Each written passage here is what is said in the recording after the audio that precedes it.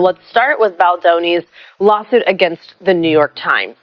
The Times, as Liz just pointed out there, has said they're going to vigorously defend their reporting. The New York Times filed a motion on Friday to dismiss a federal defamation lawsuit filed by actor Justin Baldoni. All right, so let's dive into it. I've got the emails right here, several of which. I want to start with page 109. We're going to jump around. The New York Times correctly calls out Justin Baldoni's lawsuit for what it is: a shameless PR document that has no business in a court of law.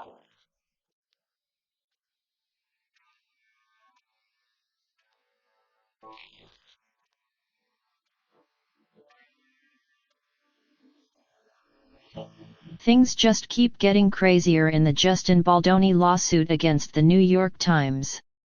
Newly uncovered emails have revealed shocking details about how the publication handled the entire situation, from intense deadlines to edited messages and even accusations against Baldoni's publicist. This story has it all, so let us break it down. Back in December 2024, the New York Times published an article titled "We Can Bury Anyone Inside a Hollywood Smear Machine." The report alleged that Justin Baldoni and his team had orchestrated a smear campaign against Blake Lively. However, according to Baldoni, these claims were completely false. Now, with these new revelations, the legal battle is heating up, and the truth behind the controversy is coming to light. But according to this New York Times article that includes screenshots, emails from Justin and his PR crisis team, it seems they use those things to their advantage to try and bury this other story of how Justin was on set. Because according to the complaint, her filing includes excerpts from thousands of pages of text messages and emails that she obtained through a subpoena. These and other documents were reviewed by the New York Times. He wants to feel like she can be buried, a publicist working with the studio and Mr. Baldoni wrote in an August 2nd message to the crisis management expert Melissa Nathan. "You know we can bury anyone," Miss Nathan wrote. In the following weeks, Miss Nathan, whose clients have included Johnny Depp and rapper Drake and Travis Scott, went hard at the press, pushing to prevent stories about Mr. Baldoni's behavior and reinforce negative ones about Miss Lively. The text messages show Jed Wallace, a self-described hired gun, led a digital strategy that included boosting social media posts that could help their cause. And I just want to say that the New York Times did make the full complaint public, so if you want to read through the entire complaint and see all of these screenshots yourself, it is there for your public viewing in case anybody wants to second guess whether this is real or what the heck. Not only did Justin Baldoni deny these allegations, but he took things a step further. He filed a massive $250 million lawsuit against the New York Times for defamation. That's right, $250 million. Baldoni is claiming that the article was not only misleading but deliberately damaging to his reputation. With this lawsuit, he's pushing back hard against what he says are completely false accusations, and the legal battle is shaping up to be one of the most high-profile media cases in recent history. NBC News legal analyst Danny Ceballos for more on this. Danny, good morning. Thanks for being here. Quite a talker. Let's start with Baldoni's lawsuit against the New York Times. The Times, as Liz just pointed out there, has said they're going to vigorously defend their reporting. Walk us through what each side would need to prove here. Baldoni and the other plaintiffs need to prove that the Times made false statements and that they either knew the statements were false or recklessly disregarded the falsity of those statements. Basically, it's like the proverbial ostrich sticking their head in the sand and ignoring facts that would have led them to publish something different. And that, in addition, they need to show damages. This is why defamation is one of those things that everybody always talks about, but really not often do lawyers find a defamation case interesting enough or appealing enough to actually file. And it's because proving damages, you need to show that false statements actually caused you professional harm. That's really difficult to do, but in the case of actors, there is a case to be made that, hey, I got this bad press, and then I missed out on this movie, and this movie would have netted me $10 million. Similar theory in, say, the Johnny Depp Amber Heard defamation cases. So you are seeing a trend where in Hollywood, defamation has a unique set of facts where it actually is worth it to file suit. As we saw there, it looks like Baldoni does plan to sue Lively. For her part, a couple days ago, she filed a suit against him, accusing him of sexual harassment and retaliation. That suit filed in New York. So if Baldoni's lawyers do file a suit against Lively, what happens? Do these get coupled together into sort of one case? Do they go on separate tracks? Explain what happens. They could. There are procedural rules that allow for consolidation of cases. I actually think maybe the New York Times lawsuit could remain separate. Baldoni wasn't holding back. His attorney, Brian Friedman, made it clear that they had solid evidence to support their claims.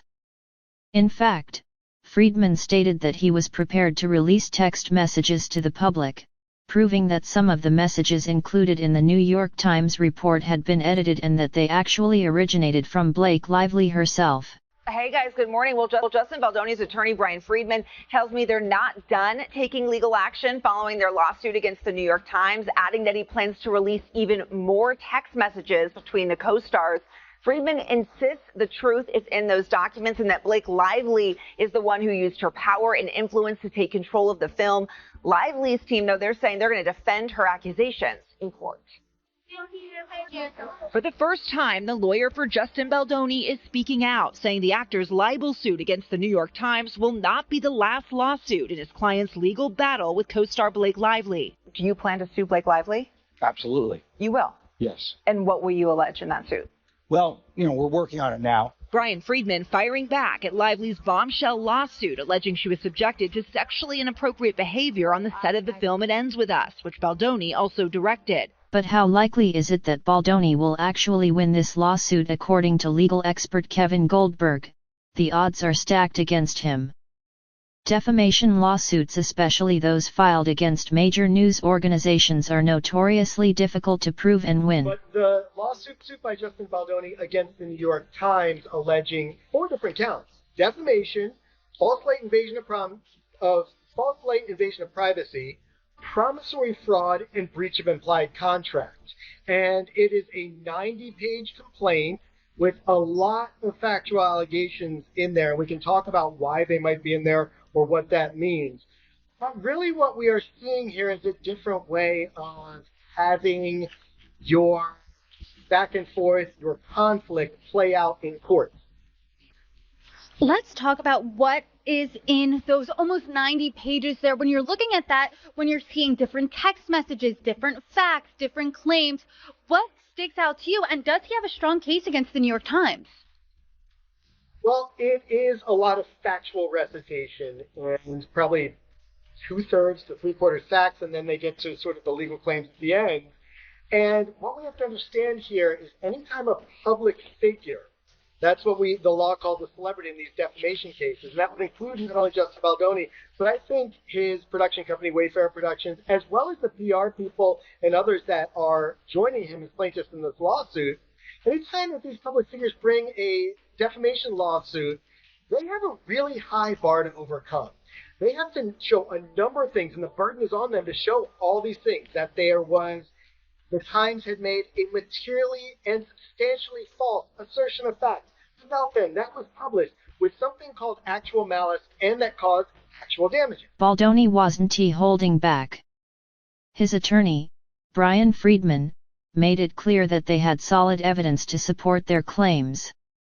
In fact, Friedman stated that he was prepared to release text messages to the public, proving that some of the messages included in the New York Times report had been edited and that they actually originated from Blake Lively herself. The New York Times filed a motion on Friday to dismiss a federal defamation lawsuit filed by actor Justin Baldoni in response to the paper's December article about his troubles on set with his It Ends With Us co-star Blake Lively. The article detailed Lively's sexual harassment complaint filed with the state of California, as well as some internal communications among Baldoni's team about his co-star.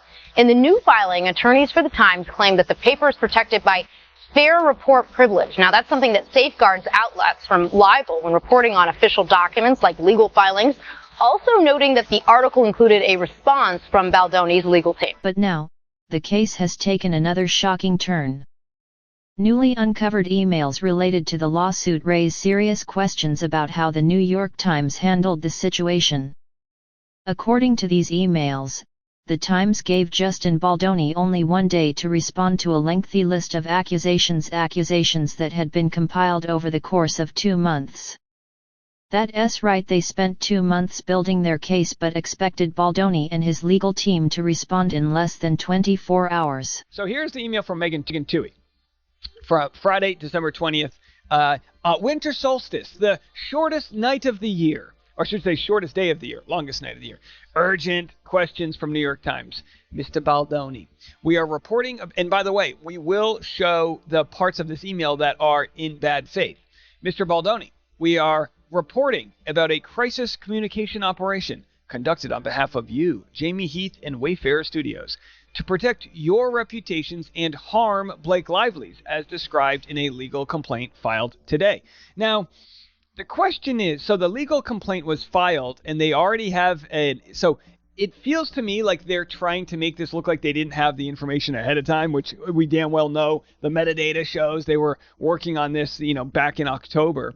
But what's interesting is they say not only is it protecting his image, but harming Blake Lively's, and that's what the whole case is going to be. Was he trying to harm Blake, or was he trying to just protect himself? The effort was undertaken last summer out of concern that complaints Miss Lively had made during the filming of It Ends With Us would become public during the movie's rollout.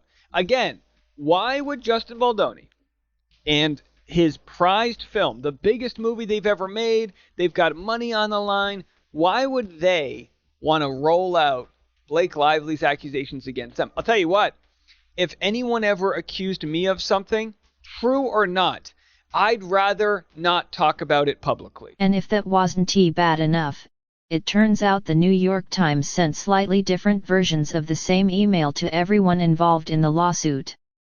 This meant that no one actually had the full picture of what the article would say before it was published. Due to the ridiculously tight deadline, Baldoni's team was only able to submit a brief response before the article went live. This raises a serious ethical question. Was the New York Times intentionally restricting Baldoni's ability to defend himself?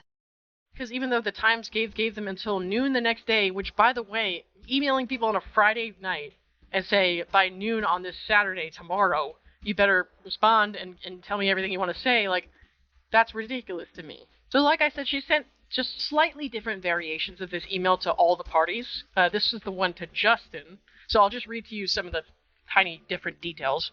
During shooting, Ms. Lively brought complaints to you and Mr. Heath about alleged sexual and other inappropriate conduct. She claims you had improvised unwanted kissing with her and discussed your sex life, including encounters in which you may not have received consent. She claimed that Mr. Heath had shown her a video of his wife naked, and that he watched her in her trailer when she was topless and having body makeup removed, despite her asking him to look away. She alleged that throughout filming, you and Mr. Heath invaded Ms. Lively's privacy by entering her makeup trailer uninvited while she was undressed, including when she was breastfeeding her infant child. And we know that's not true, because she invited him in the trailer. Ms. Lively had expressed concerns about you from the beginning. Before shooting, she objected to some sex scenes you wanted to add that she considered gratuitous. With the support of Sony, the film's distributor, she made her own cut of the movie, bringing in editors and a composer, and adding in a Taylor Swift song. Wayfarer and Sony went with Ms. Lively's cut, and she got a producer credit.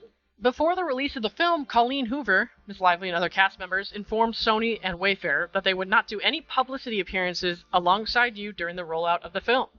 Ms. Hoover had experienced frustrations with you and became upset when you told her about Ms. Lively's allegations at a dinner last spring. You worried that the unfollow situation is what everyone is pointing at, seemingly that something is much bigger under the surface. As why would they all unfollow? And a member of the PR operation responded, we flagged to Jed and his team as well. Sales of her hair care line plummeted. And if that wasn't bad enough, it turns out the New York Times sent slightly different versions of the same email to everyone involved in the lawsuit. This meant that no one actually had the full picture of what the article would say before it was published. Due to the ridiculously tight deadline, Baldoni's team was only able to submit a brief response before the article went live. This raises a serious ethical question. Was the New York Times intentionally restricting Baldoni's ability to defend himself? We have learned that Ms. Lively filed the legal complaint against you, Mr. Heath, Steve Starowitz, Wayfarer, Melissa Nathan, Jed Wallace, and Jennifer Abel, alleging harassment, retaliation, and aiding and abetting harassment and retaliation, amongst other claims. The claimant claims misconduct by you and Mr. Heath during filming, including repeatedly violating physical boundaries and making sexual and other inappropriate comments. Blake would have been the only person who would have ever leaked this. It doesn't help anybody. The complaint includes a side letter to her contract signed by Mr. Heath in which the studio agreed to install more safeguards during filming and agreed not to retaliate against Miss Lively. She is now saying you violated the terms of the letter. The complaint includes extensive private text messages and emails that she obtained through a subpoena and that document the crisis communication operation. They include exchanges involving you, Mr. Heath, and the crisis communication team headed by Miss Nathan. New York Times reviewed these along with other documents. Oh, they reviewed them! Did you review the missing emoji?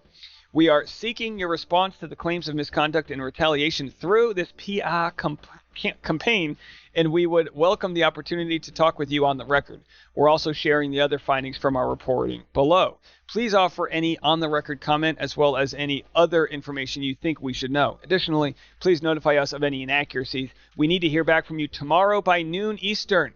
So they send this out at 9:43 p.m. Friday and say we need to hear back from you. And if that wasn't bad enough, it turns out the New York Times sent slightly different versions of the same email to everyone involved in the lawsuit.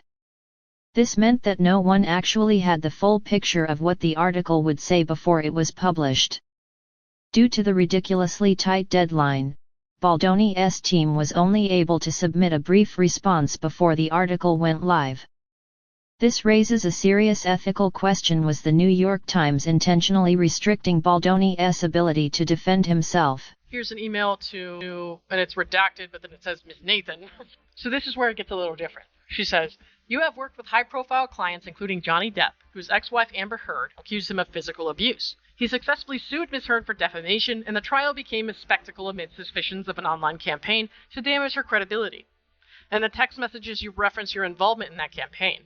Can you comment on your involvement and what was done? This year, after a decade at the New York consultancy Hill6 Strategies, I don't know if I said that right, you started your own firm, Tag PR. Its majority stakeholder is a company run by the prominent music manager Scooter Braun. In August, Kjersti Fla, a Norwegian entertainment reporter, uploaded to YouTube a 2016 interview she had done with Miss Lively, in which the actress snapped back when Miss Fla made a comment about her baby bump, titling it The Blake Lively Interview That Made Me Want to Quit My Job. Well, whose fucking fault is that? Are you serious? This goes back to what I said in the beginning.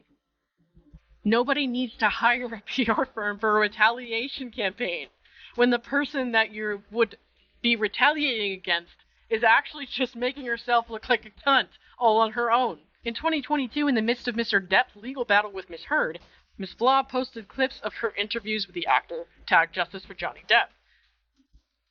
And? What's your fucking point, Megan? This is her email to Sarowitz. Specifically, the legal filing asserts that you divulged at the film's New York premiere on August 6th that you were prepared to spend $100 million to ruin the lives of Miss Lively and her family. And if that wasn't bad enough, it turns out the New York Times sent slightly different versions of the same email to everyone involved in the lawsuit. This meant that no one actually had the full picture of what the article would say before it was published. Due to the ridiculously tight deadline, Baldoni's team was only able to submit a brief response before the article went live. This raises a serious ethical question. Was the New York Times intentionally restricting Baldoni's ability to defend himself? And so on and so forth. But what's extra interesting to me is what the Princess of Evidence-less is saying about this move from the New York Times.